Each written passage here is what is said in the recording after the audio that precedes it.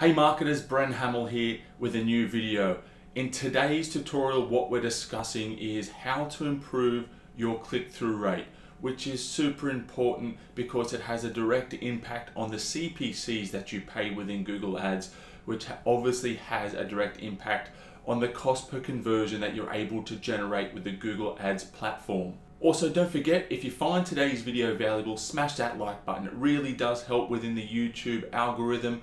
Also, if you want free, valuable content just like I'm producing like this, don't forget to hit that subscribe button. That way you'll get notified when I release new videos. So with that said, let's jump into today's tutorial and we'll talk everything relating to click-through rate.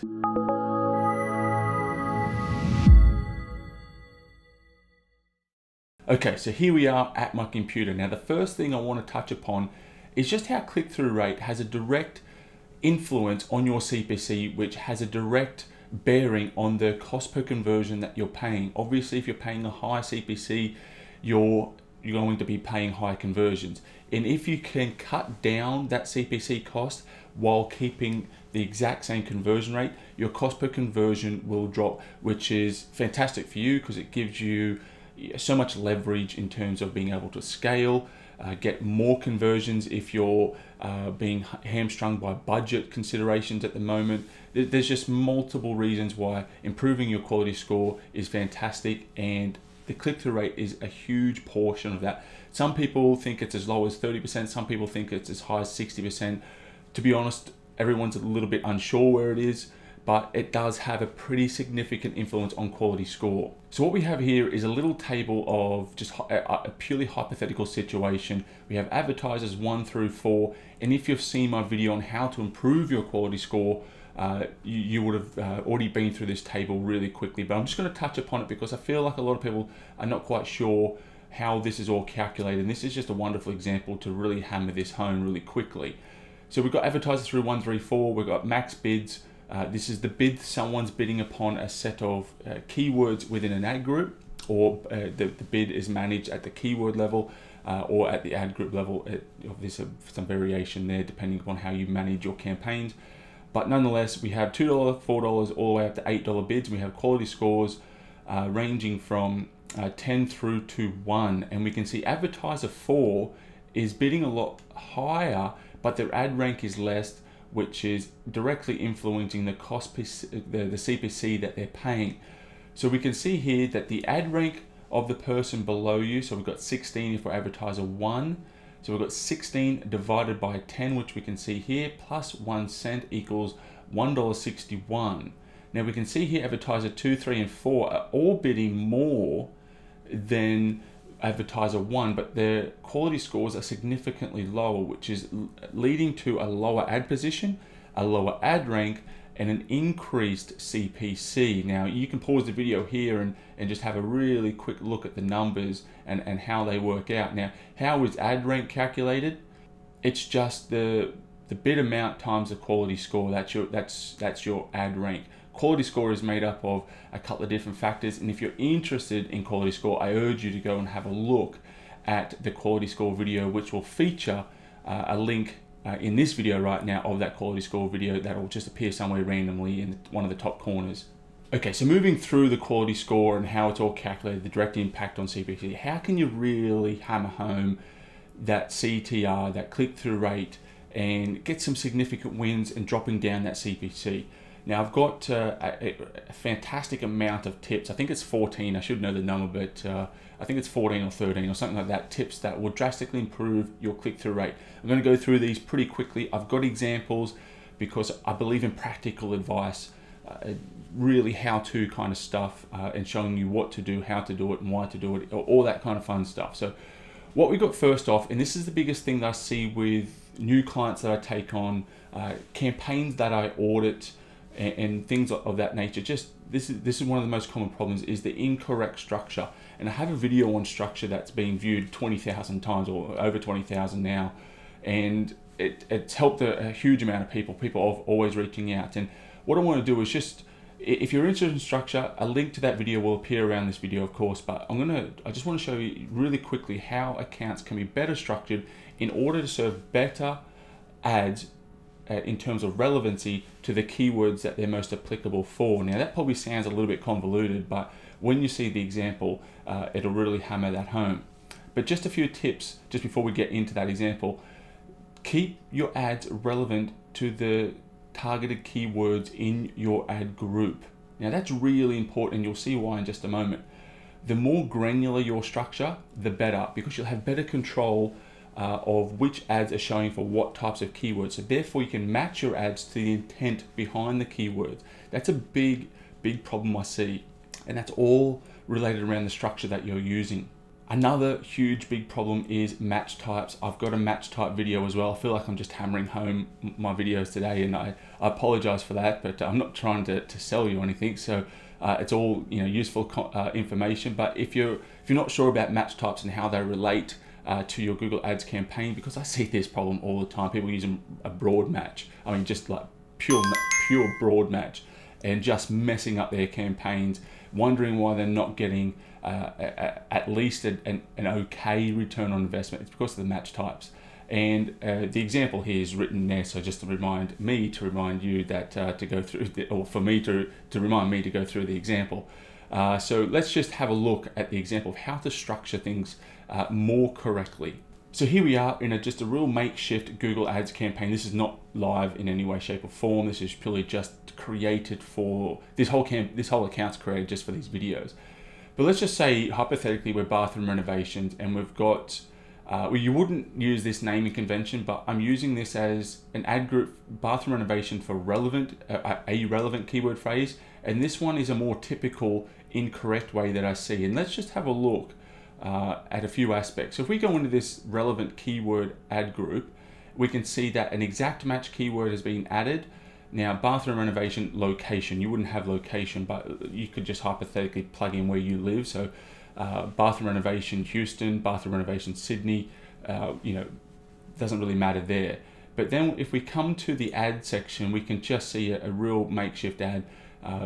Don't take any learnings from this written ad. It's just purely from, you can see that the ad is relevant to the keyword. So bathroom renovation Sydney, luxury bathroom renovations, get free in-home something, etc., etc. So this ad is relevant to the keyword phrase that we're just seeing at the ad group level. So this is giving a good level of congruency and relevancy right through the funnel. The search query is matched with a good ad, and ideally you'd want to send them people to the corresponding and matching landing page. So that's really a really important principle to hammer home and to make sure that you have implemented within your Google Ads campaign. But let's see what happens when people get this wrong. So if we just come over to this other ad group, now we've got this live at the campaign. I'll just pause this anyway. But what we can see is we'll just come back to the keywords level, and this is what I see. More often than not, it's just naked broad match, not even modified broad match. But people, let's say that we'll run with that this person is still a bathroom remodeling renovation type of business, and they'll have bathroom contractor location, bathroom design location, bathroom remodel location, bathroom renovation location. These are all subtly different keyword phrases, both in context and how Google views it. So this is still relating back to quality score, but also the intent is a little bit different from a user perspective.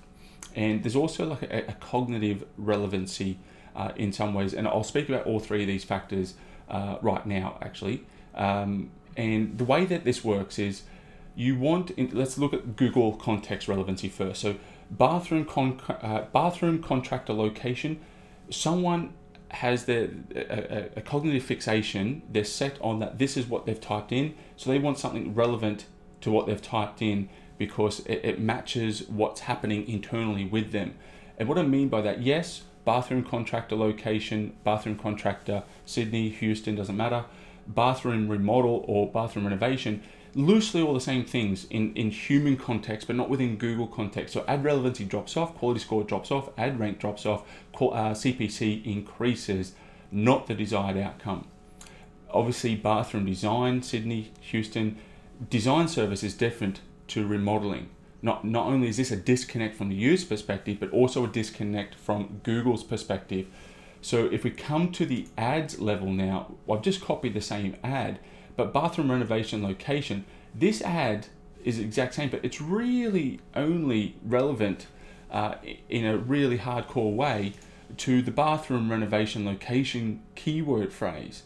So, this is a big no-no, and this is how people screw up their structure and have lower relevancy of their ads, leading to lower click-through rates, lower quality scores, lower ad ranks, and higher CPCs, as I just mentioned. So this is a big problem. And just some quick caveats: do not take the setup here literally. It's used just for educational purpose for this exact video. You'd want more ads in, 2 to 3 ads in each ad group, so on and so forth. I'm not going to talk about everything else. Purely just take this example as for what it is, learning about CTR and structure, not about best principles in relation to everything else technically within Google Ads. So just don't smash me in the comments for that. So the next big thing is test everything we're about to go through within this quick video.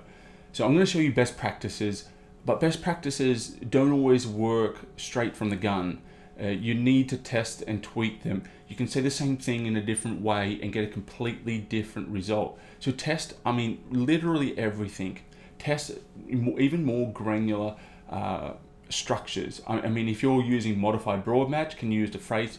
Can you break down into more granularity in terms of phrase match and exact match? Not only to dedicate more of your budget to more better performing keyword phrases, but you might be able to scrounge out some more relevant ads within the modified broad match net, so to speak, increasing relevance, increasing CTR, so on and so forth, for all the other benefits. So test everything. I cannot stress that enough. Negative keywords are a huge one. I would say probably 30 to 40% of campaigns have a poor use of negative keywords. So it's a fair chunk that I come across with new clients and audits, as I mentioned at the start of the video. And these are really easy to add, and they need constant love, to be fair. Like, you need to be doing this work constantly. If you have a pretty big campaign, this might be done in the early days daily, then every 2 to 3 days, then weekly. If you've got a big campaign, really no less than weekly.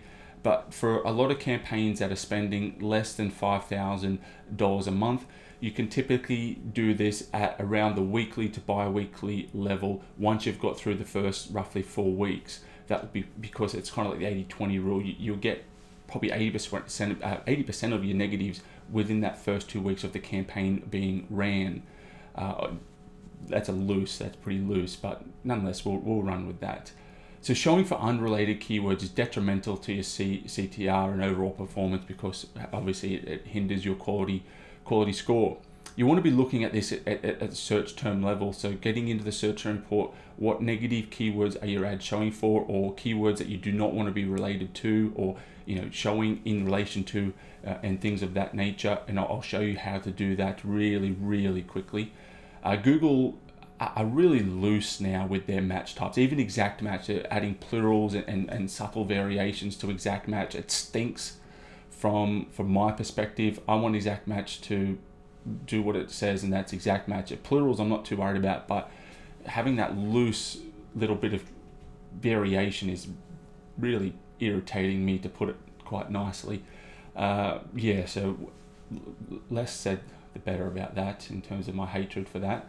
Adding negatives will make your ad show for more relevant search queries. That's really important, because relevancy is king when it comes to CTR, and relevancy improves your CTR. Remember back to the structure that we just spoke about. So let's have a look at just how you can quickly find negatives and add them to your campaigns to improve the relevancy and to limit wasted spend. So when you're in a campaign, and I'm just in a random one here that's got next to no data, and this is just a video campaign. It doesn't really matter which campaign, it's the same practice, but there's just no data in here to pull. But you would have data if you've been running Google Ads.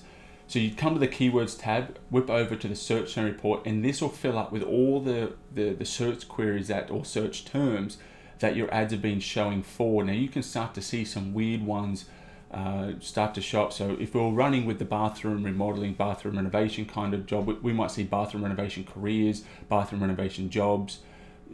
Those are people that are looking for jobs. That if you're a business in that world, you don't want that. So you might want to add jobs and careers as negative keywords. And the way that you do that is you come over to the negative keywords tab, And you can add this in two ways. You can use a negative keyword list to keep everything nice and orderly. I like to do it that way. Or you can just use a shotgun approach and just add them to the campaign or ad group level.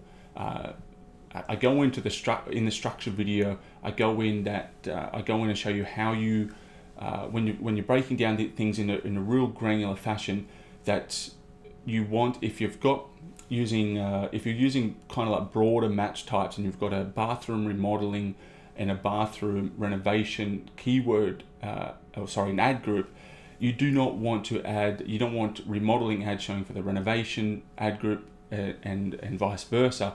So you might add remodel as a negative to the renovation ad group and vice versa, to make sure that you've got the most relevant ads showing for the most relevant keyword phrases. So that's a case in a weird way that you'd want to add negatives at the ad group level, even though you want to show for those ads in the campaign overall. It's just getting really tight and specific with your campaign management and structure that leads to the best possible results. So ad extensions are fantastic. They allow you to take up more space and get people to their most preferred destination more quickly. So they're ideal. There's tons. There's call out extensions, there's phone call extensions, site links, so on and so forth, reviews. There's a ton of them. Use every single one that is applicable to your business and that you can actually implement. Now, the other thing that people do not do with these is test them. Test the words and phrases that you use for your site links. Test the words and phrases that you use within your call out extensions, so on and so forth. These can have just a minute improvement in your performance, which you want to be fighting for every inch, because he or she who has the best technical setup has a big leg up when it comes to winning the war digitally. And that's really important, because when you combine that with good conversion rate practices within your landing pages and marketing, messaging and communication, you have the best chance to win the overall war. And that's really, really important. So when it comes to some styles and how to write ads, numbers and symbols, and none of these are ranked by priority. Let me just hammer that home now. These are all just randomly sorted in really random ways, but numbers and symbols help attract attention, and they look more legitimate in my opinion. So here's two ads very similar, and just with the $ and numbers, this one I feel draws more attention and more believability because the number is so specific. It's not just $45,000, it's $45,329. So being specific with numbers, which I've spoken about in other videos, usually nets you to be more believable, which is important, because believability, if you're not believable, no one's going to buy from you. So, that's probably enough said about that little principle there. Capitalization of the first letter of every word. This is something that I think most people do now, but still some people don't, funny enough. And it usually does lead to better click-through rates and conversion rates. Not so much conversion rates, but definitely better click-through rates. And this one I found just by coincidence, to be honest. So these guys are two highly respected conversion optimization companies, and Conversion Excel, not using capitalization here, but we can see that the conversion rate experts are. This is not to say that Conversion Excel are inferior to conversion rate experts, by no means, but it's just there you go. Even some of the big guys get this wrong. But on the other hand, maybe they're testing and this principle is not applicable for this industry. Who knows? But it's just an interesting way to show this principle. I feel that this one sticks out just that little bit better and looks a little bit more appealing. That might be just a personal thing for me, but the numbers for me, typically capitalizing the first letter of every word, it forms that just a little bit better. So I highly recommend it. So you've probably heard this before, and if you haven't, it's really important, really, really important. And I'm not going to do it justice in this tiny little video, but people buy through emotion and benefits, mostly emotion, and they justify it with benefits and logic after the emotion has been fulfilled. And if you want to learn how to write some fantastic ads in terms of the actual ad copy, which goes without saying just how much of an effect that has on your CTR, I've got two videos here You can't click them, but you'll see videos or links around this video to click, and you'll see links to these in the description.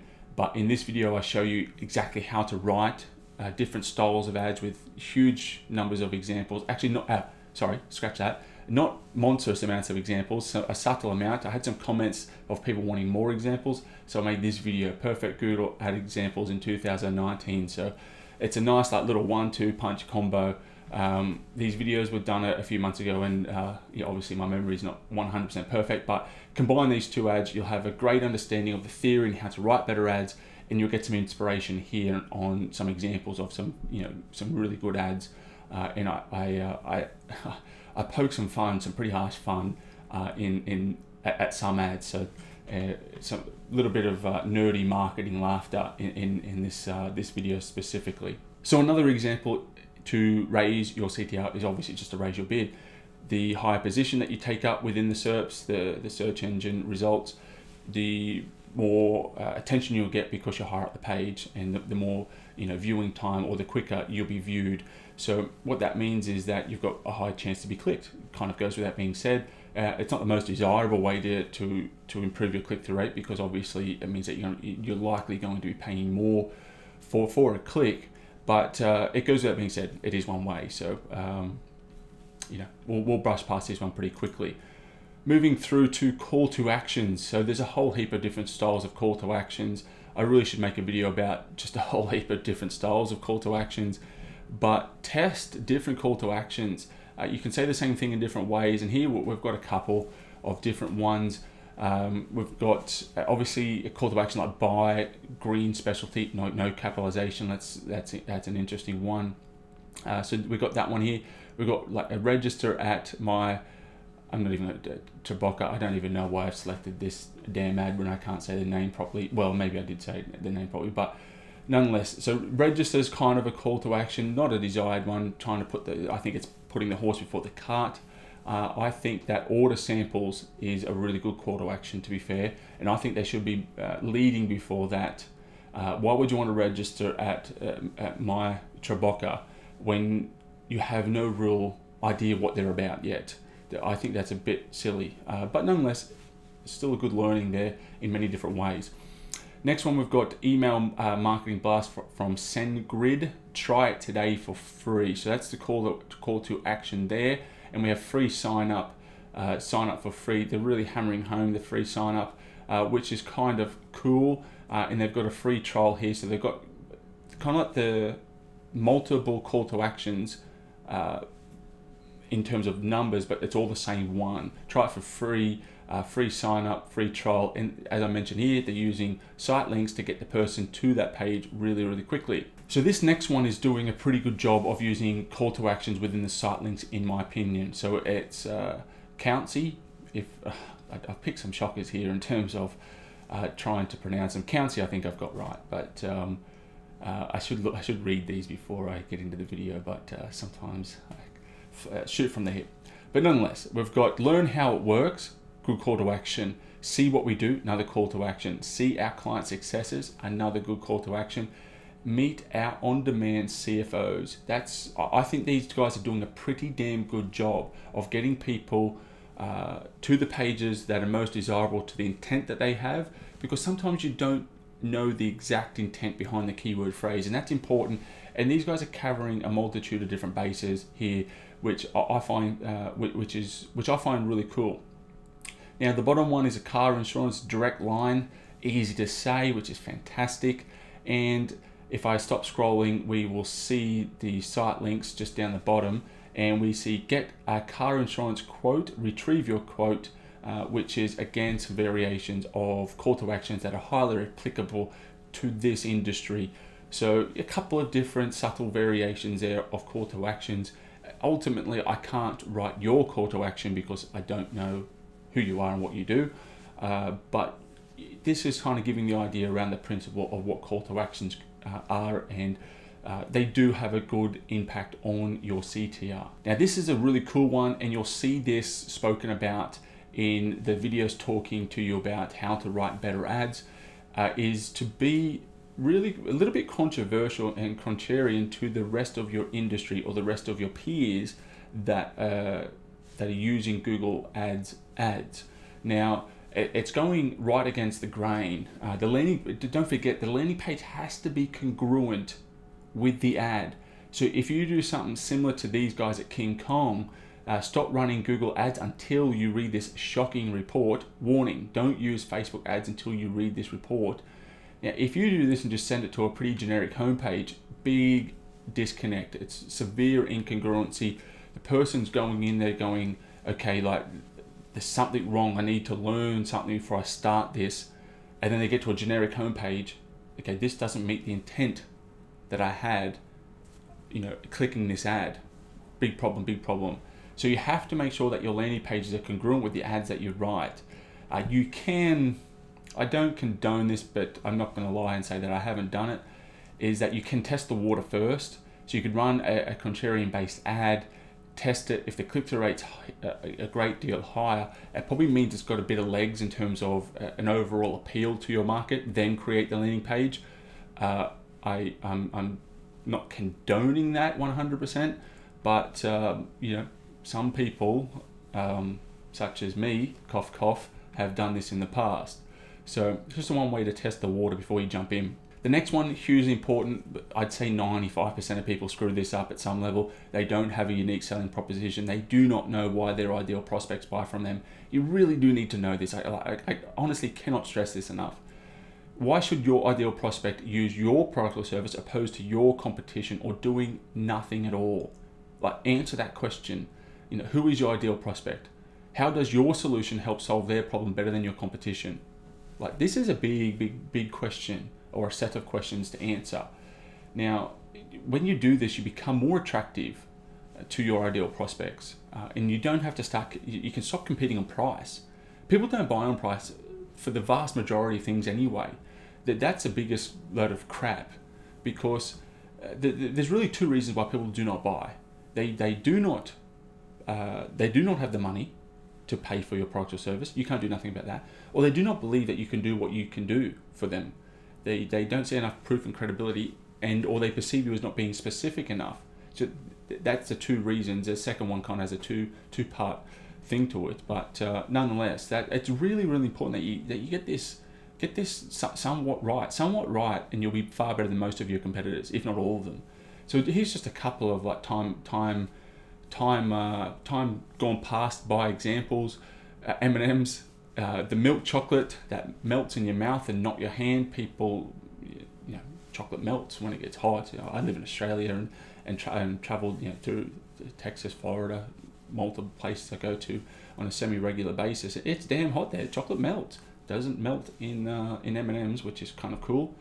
FedEx, when it absolutely positively has to be there overnight.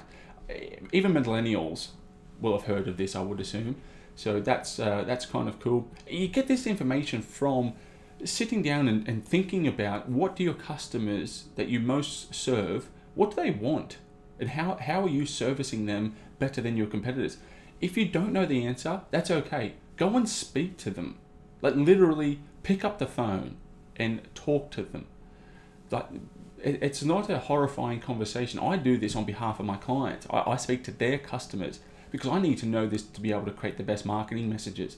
And it's ridiculous, absolutely insane, the messaging improvements you can get. So highly urge you to do this. And the last one is, get Domino's. Get it in 30 minutes or get it free. And this saved Domino's.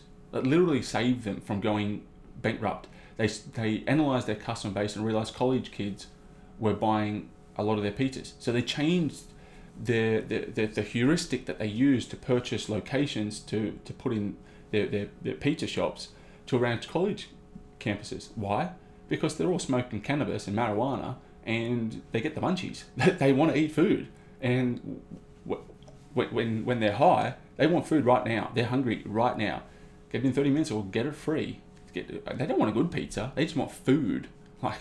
That really, I think it's fantastic. They don't push it anymore, but literally save their business. I think that's a wonderful example. Next, we have do the damn research. Literally, if you are lazy, you will lose. Like, there's no nicer way to say it. If you want to be lazy in this world of Google ads, Facebook ads, or digital marketing in general, you will lose. That is what it is. Life's not fair. You might have the greatest product or service.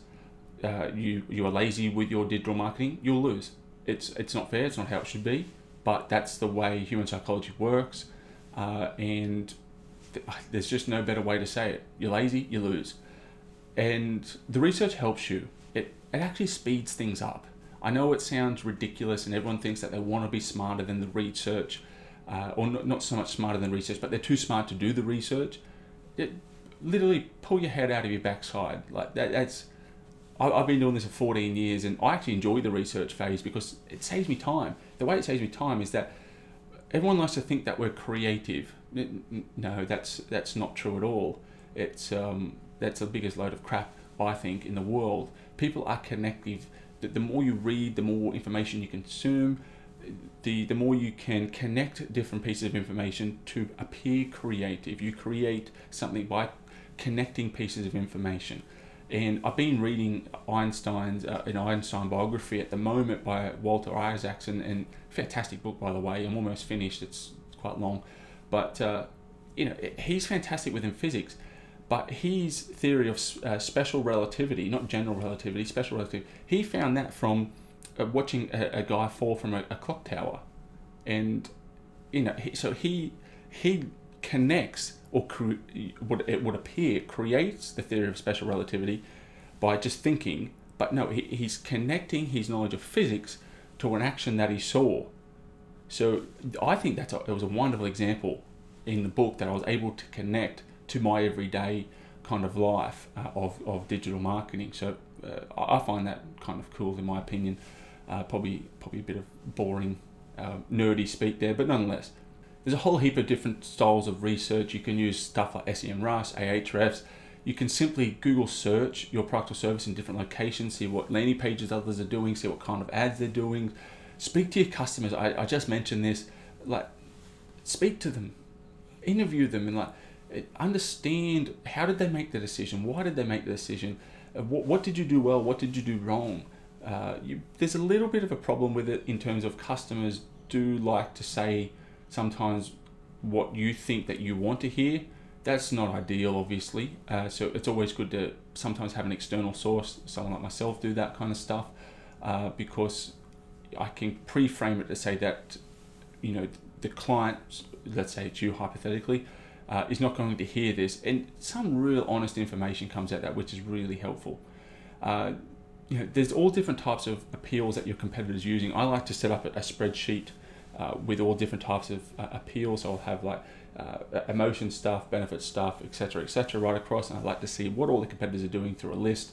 And I'm looking for things like price, quality, service, speed, selection, convenience, guarantee, customization, originality, specialization, what kind of emotional appeals are they pulling, etc.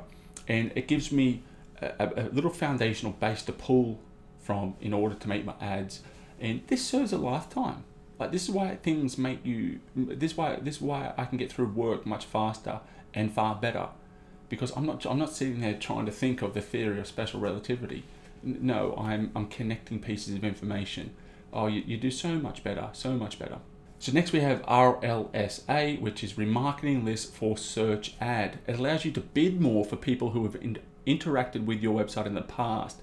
So a bit like, I've used this analogy, and if you've been watching my videos, you know it rather well, but trying to get someone to marry you on the first date is crazy. So what RLSA allows you to do, if someone is searching for bathroom remodeling, we'll just run with that because that's the theme of the video in a loose way, is someone searches for bathroom remodeling, expensive kind of service.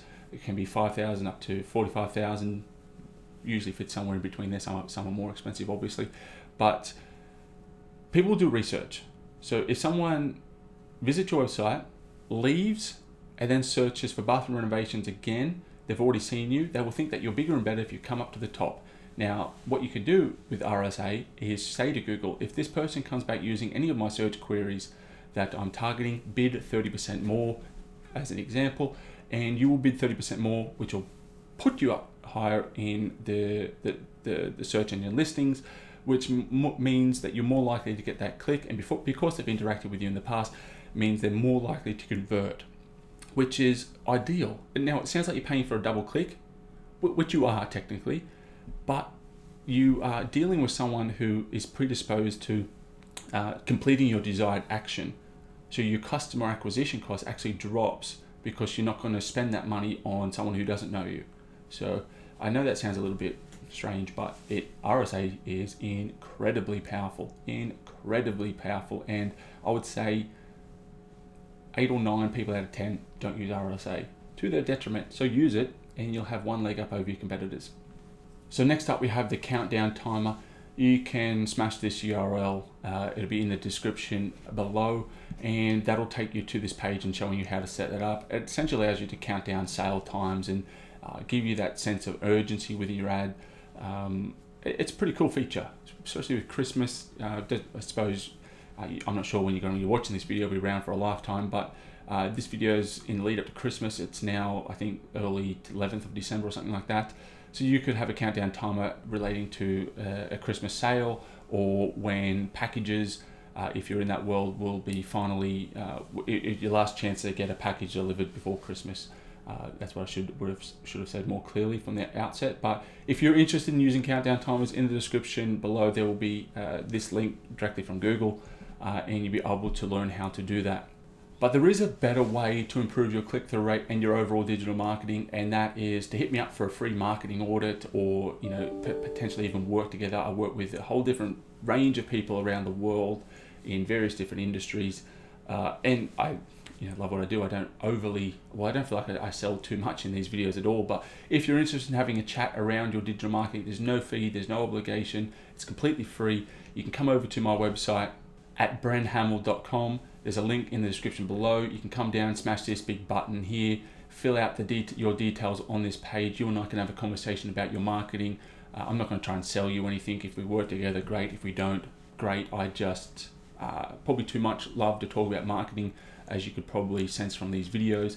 And yeah, I can have a look at your stuff, show you how to improve it, how to scale, how to optimize, lower your cost per conversion, allowing you to scale, and a whole heap of fun stuff like that. Go through Google Ads, Facebook, search engine optimization, email automation, landing pages, you name it. I can probably give you a pretty good piece of advice on how to improve it.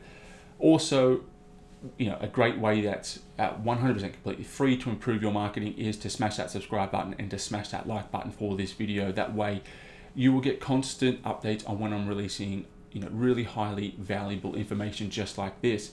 So this concludes the video, and we've covered everything, or just about everything, that you can do to improve the click-through rate of your Google Ads. If you have any feedback, you want any topics covered, smash a comment in the comment section below, and I will see you in the next video. Bye-bye.